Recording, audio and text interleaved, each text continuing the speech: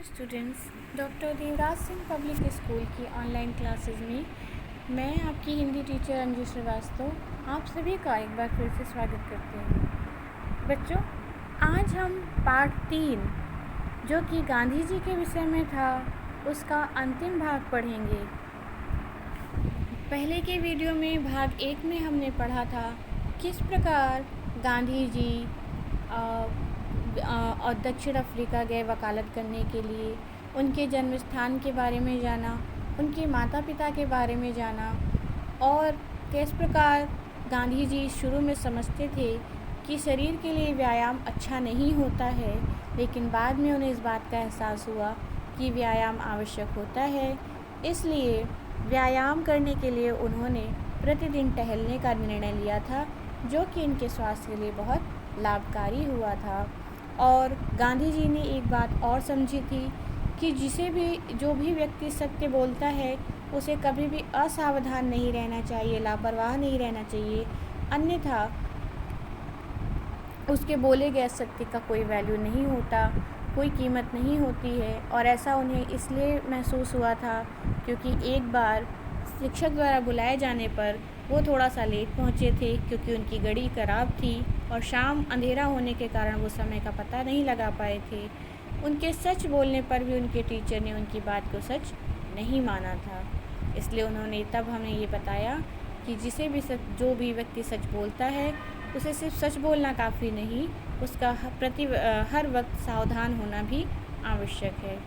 आज के वीडियो में हम पाठ का अंतिम भाग पढ़ेंगे और देखेंगे कि और कौन कौन से आचरण का पालन करने के लिए गांधी जी ने कहा है, कौन कौन सी ऐसी बातें हैं जिनको गांधी जी मानते थे कि यदि व्यक्ति अपने जीवन में अपना ले तो उसका जीवन सहज, सरल और सुगम हो जाएगा।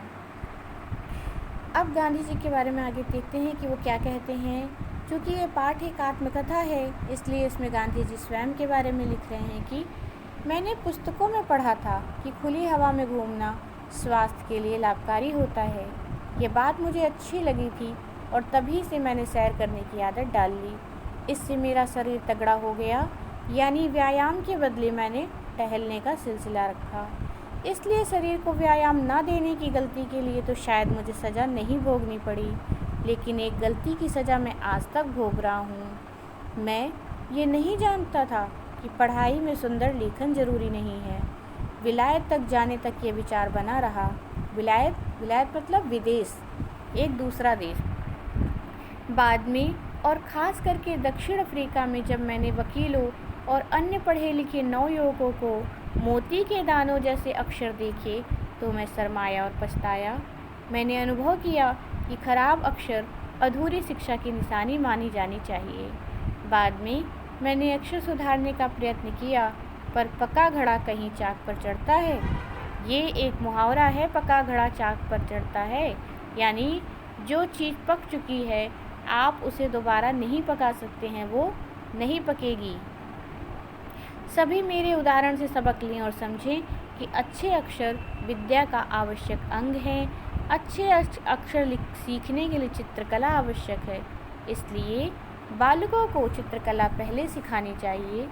जिस तरह पक्षियों, वस्तुओं आदि को देखकर बालक उन्हें याद रखता है और आसानी से पहचानता है, उसी तरह जब चित्रकला सीखकर चित्र आदि बनाने लगे तभी अक्षर पहचानना और लिखना सीखे तो उसके अक्षर छपे अक्षरों के समान सुंदर होंगे।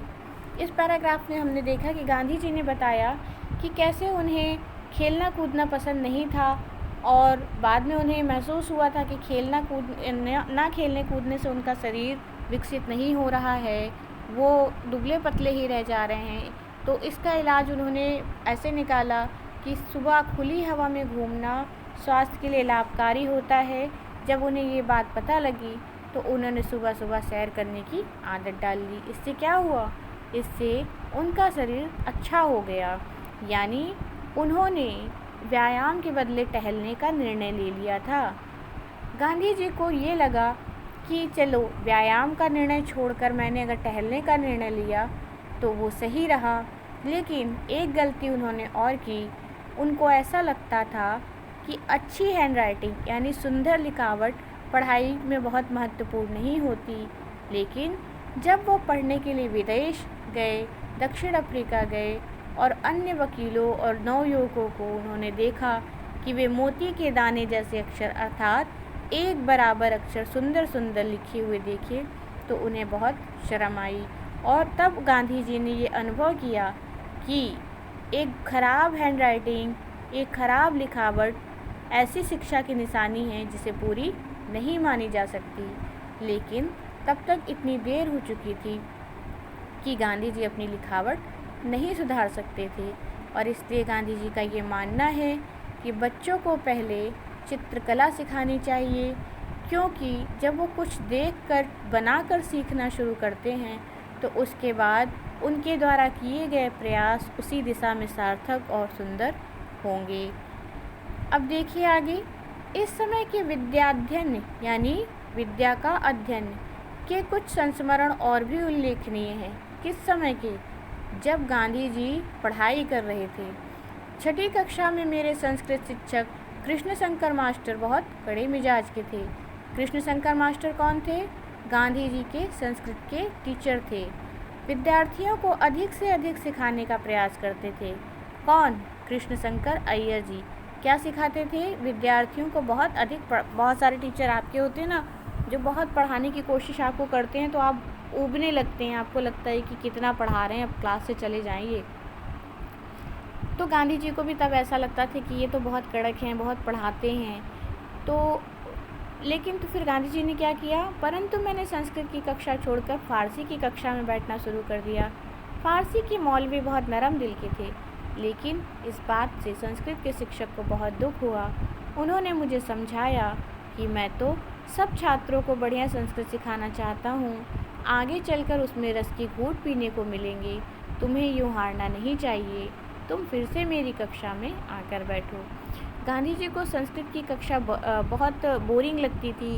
उनको लगता था कि वहाँ जो टीचर हैं उनके कृष्ण शंकर जी वो बहुत पढ़ाते हैं, इसलिए उन्होंने अपनी संस्कृत की क्लास में ही जाना छोड़ दिया और फारसी की क्लास में जाना शुरू किया, क्योंकि वो मौलवी यानी कि जो शिक्षा देता है, जो टीचर थे, वे बहुत नरम दिल के थे। लेकिन गांधी जी की संस्कृत की टीचर को ये बात अच्छी नहीं लगी और उन्होंने उन्हें सिखाया कि इस तरीके से किसी भी विषय को हार कर छोड़ देना अच्छी बात नहीं होती है।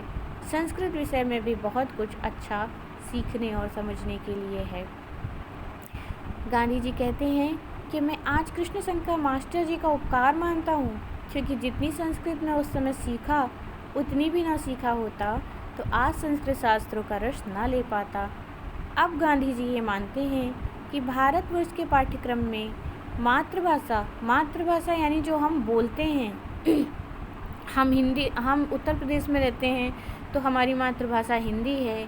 जो बच्चे दक्षिण में रहते हैं उनकी मातृभाषा दक्षिण भाषी होती है। कोई तमिल बोलता है, कोई तेलुगु बोलता है। आपको जानकर हैरानी होगी कि तमिलनाडु और आंध्र प्रदेश में कक्षा 5 के बाद हिंदी पढ़ानी शुरू की जाती है। उसके पहले वो अपनी मदर टंग में ही पढ़ाई करते हैं। तो गांधी जी ऐसा मानते हैं कि मातृभाषा के अतिरिक्त हिंदी, संस्कृत, फारसी, अरबी और अंग्रेजी का भी स्थान होना चाहिए और भाषा की संख्या से तो डरना ही नहीं चाहिए। भाषा पद्धतिपूर्ण सिखाई जाए, यानी एक सीक्वेंस, एक लाइन से सिखाई जाए और सब विषयों को अंग्रेजी के माध्यम से सोचने का विचार का बोझ हम पर ना हो, तो ये भाषाएं सीखने में बहुत ही आनंद आएगा। जो व्यक्ति एक भाषा को शास्त्रीय पद्धति से सीख लेता है उसके लिए दूसरी भाषा का ज्ञान सुलभ हो जाता है। गांधी जी का ऐसा मानना था कि एक व्यक्ति को एक से अधिक भाषाएं जाननी चाहिए, और जब हम किसी एक भाषा के नियम कानून को समझ लेते हैं, जैसे हमने हिंदी के व्याकरण के नियमों को समझ लिया, तो हमारे लिए संस्कृत के व्याकरण के नियमों को समझना आसान हो जाएगा। कई बार अंग्रेजी के भी व्याकरण के नियमों को भी समझना आसान हो जाता है। जैसे हम संज्ञा अगर हिंदी में पढ़ रहे हैं, तो अगर हम उसको अंग्रेजी में समझना चाहेंगे तो बस उसकी परिभाषाएं अलग हो जाती हैं, वर्ड अलग हो जाते हैं, वरना उसका जो मूल तत्व होता वो एक ही रहता है। इसलिए गांधी जी को ये मानना था कि एक से अधिक भाषाएं सीखना प्रत्येक विद्यार्थी के लिए अच्छी बात होती है। तो इस पाठ के माध्यम से हमने क्या क्या सीखा? गांधी जी आचरण की सभ्यता पर बल देते थे। उनका ऐसा मानना था कि छात्रों को पढ़ाई पर विशेष ध्यान देना चाहिए, उनकी लिखावट सुंदर होनी चाहिए, उन्हें एक से अधिक भाषाओं का ज्ञान होना चाहिए, किसी भी विषय को कठिन मानकर उसे छोड़ना नहीं चाहिए, उस पर प्रयास करते रहना चाहिए, व्यायाम करना चाहिए, सुबह टहलने की आदत डालनी चाहिए और सदैव सत्य बोलना चाहिए, अन्याय का साथ नहीं देना चाहिए। ये सारे बातें अगर हम अपने आचरण में अपना लें तो हमारा जीवन सार्थक हो जाएगा। इसी बात के साथ इस पाठ की समाप्ति होती है।